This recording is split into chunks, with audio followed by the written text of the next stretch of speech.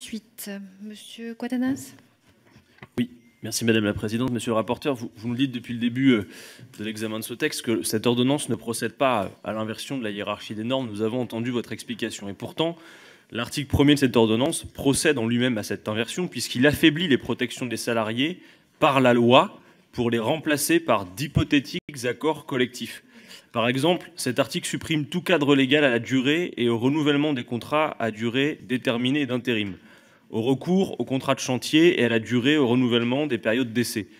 Désormais, les branches fixeront elles-mêmes ces dispositions. Quand on sait qu'il y a à peu près 700 branches, je crois, aujourd'hui dans notre pays, ça fait potentiellement 700 règles différentes sur le territoire français.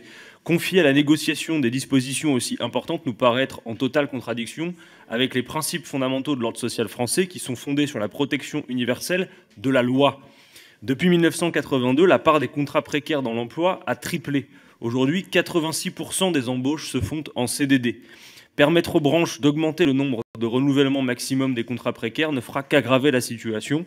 La précarité de l'emploi empêche les salariés qui la subissent de se réaliser dans leur vie personnelle. Trouver un logement, fonder une famille devient plus difficile lorsque la sécurité des revenus n'est pas assurée.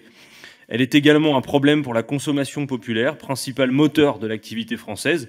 Nous pensons donc qu'augmenter les possibilités pour les employeurs de recourir à des contrats précaires est contraire à l'intérêt général. Et c'est la raison pour laquelle, par cet amendement, nous proposons de supprimer ces dispositions de l'article 2253 alinéa 1.